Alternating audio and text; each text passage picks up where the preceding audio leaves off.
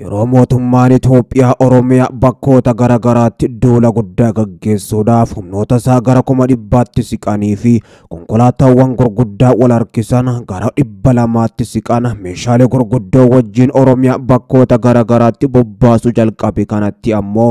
daandiiwwan gurguddoon godinaalee Oromiyaa magaalaalee fi akkasuma aanotaa hamma baadiyyaatti wal qunnamsiisan harka waraana bilisummaa Oromoo keessa galanii to'annoo jala galuun ammoo mootummaa Abiyyi Ahmadittis lafee kokkee danqarte ta'uudhaan argamee jira. Waraanni bilisummaa Oromoo WBO'n yeroo mootummaan Abiyyi Ahmad guyyootaan dura ammoo jiddu galeessa biyyattii shaggar bakkoota garagaraa fi akkasuma naannoo Amaaraarraa humna isaa walitti fiduudhaan qindeeffatee gama lixa Oromiyaa jiddu galeessaa fi kibbatti humnoota danuu kumaandoo fi akkasuma raayyaa ittisa biyyattii fi poolisii federaalaa wal makootaan bobbaasuu jalqabetti ammoo imala isaanii guyyaa tokkoon booda waraanni bilisummaa Oromoo WBO'nis tarkaanfii jabduu fudhateen daandii gurguddaa humnoonni kunneen ammoo irra qaxxaamuruudhaaf turan danuu isaanii harkatti galfachuudhaanis imala isaanii danqee jira. Humnoonni mootummaa akkaan danuu ta'an yeroo Oromiyaa gubbatti weerara guddaa banuudhaaf qophaa'anii hojiitti galan ammoo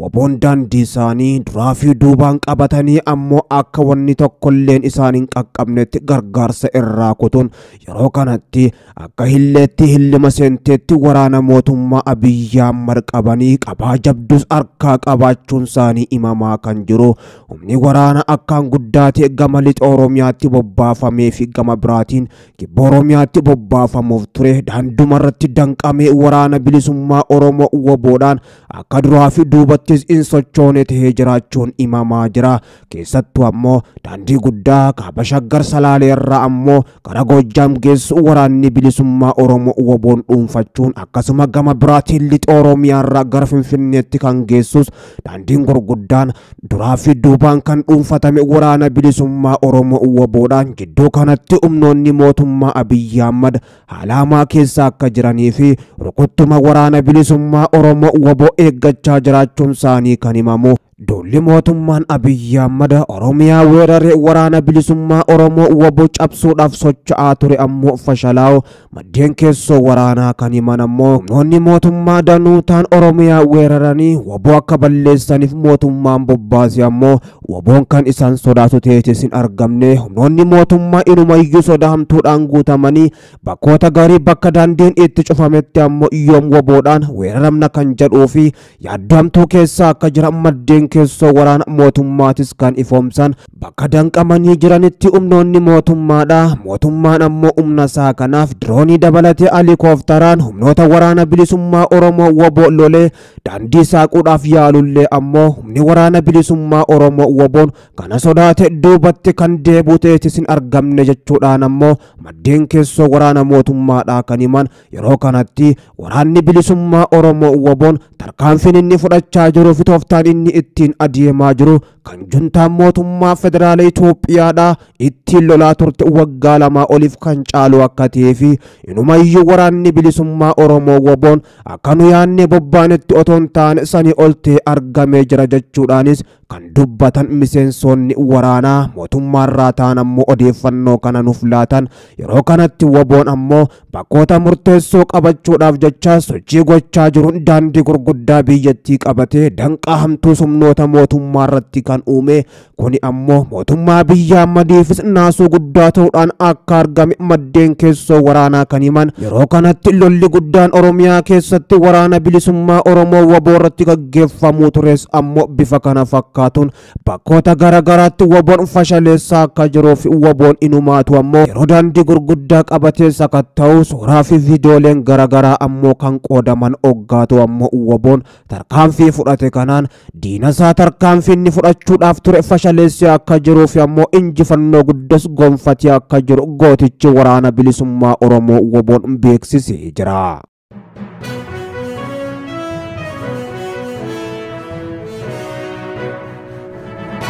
Walwaraansi waboo fi humnoota mootummaa gidduutti gaggeeffamaa jiru jabaachuudhaan yeroo guutuu Oromiyaa keessatti kan durii caalaa hammaachuun itti fufee jiru kanatti ammoo jiddu galeessa keessatti mootummaan waboon na dagachiiseen haleele jechuudhaan ammoo guyyaa har'aan tanaa marii qondaalota olaanoo wajjin godhaa ture gubbatti muummee Abiyyi Ahmad wanni halkan kaleessaa giddu galeessa Oromiyaatti ta'e waan badaa ta'uudhaa fi humnoonni waraana biyyattii qophii ta'uu dhabuusaa argisiise jechuudhaan Fiild Maarshaal Jeneraal Birhaanuu Juulaatti dheekkamuun isaaniitis dhagahamee jira. Waraanni bilisummaa Oromoo waboon Baashaggar keessa sossoo birgeediin caffeetumaadhaan ammoo tarkaanfii jabduu halkan tokkotti fudhateen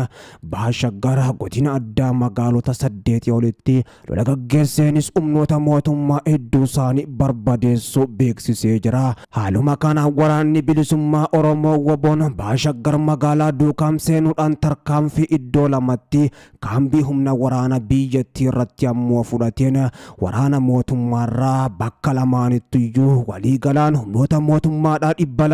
287 ol barbadeessuudhaan hedduu isaanii madeessee jiraachuunis himamee jira. Gama meeshaatiin ammoo qabeenya kaambicha keessa ture konkolaataa ajajoonni waraanaa olaanoo lama ittiin socho'aa turanii fi akkasuma qawweewwan AKM Turkii haaraa danuu booji'us waboon jiddu galeessaa beeksisee jira. Waboon ammoo lammaffaa godinuma kana magaalaa Moojoo seenuudhaan haleellaa jabduu buufataalee diinaa irratti ammoo fudhadhe jedheenis magaalattii guutuu keessatti waraana mootummaadhaa tarkaanfii jajjabduu irratti fudhateen hedduu isaanii barbadeessuudhaan hedduus madeessee 12 booji'ee jiraachuu kan hime. Asittis ammoo meeshaawwan gurguddoo booji'ee jiraachuu beeksisee jira. Waboon godinuma kana aanaa Abbuu Seeraa magaalaa Seeraa seenuudhaan haleellaa jajjabduu gaggeesseenis buufataalee waraanaa biroo asitti haleeluudhaan humnoota mootummaa hedduu harcaasuudhaan 17 olis ammoo jiratti booji'ee jiraachuu kan beeksise.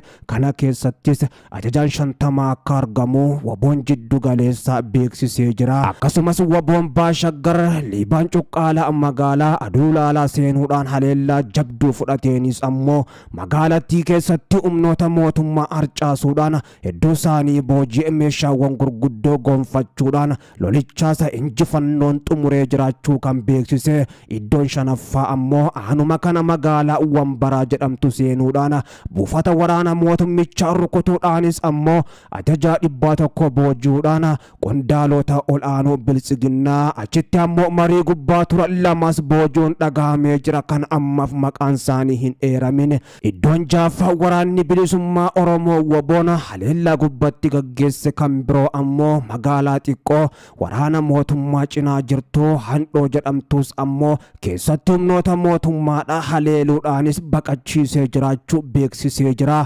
Iddoon torbaffaa ammoo godinuma sana giddugalaa oomishaa kan taate magaalaa Maqee seenuudhaan haleellaa jajjabduu raawwateen kumaandara tokkos ammoo bakka irraa deebiin qabnetti ol arguudhaan hidhamtootaas hiikuudhaan ammoo qondaalota mootummaa achi jiranis baareksuudhaan halkaniin magaalaa keessaa halkan kaleessa baqachiisee jiraachuunis beekamee jira. Akkasumas achuma magaalaa Bootee jedhamtu irrattis tarkaanfii birgeedichi fudhateen diina adabbii dandammii hin qabneen adabee jiraachuu kan beeksise. Gama meeshaatiin qawwee AKM Turkii rasaasa bireenii fi AKM bombiidhaa fi akkasuma gama biraatiin ammoo dishqaa dabalatee meeshaawwan garagaraa hidhannoolee guutuu waliin ammoo dugda diinarraa hiikee jiraachuu ajajaan waboo naannichaatis beeksisanii jiru. Lola kana keessatti kan hirmaatan qondaalonni waraanaa olaanoon ta'an kan booji'amanii kaan ammoo bakka irraa deebiin qabnetti kan ergaman. Komishinarri tokkos kan Shimallis jedhamu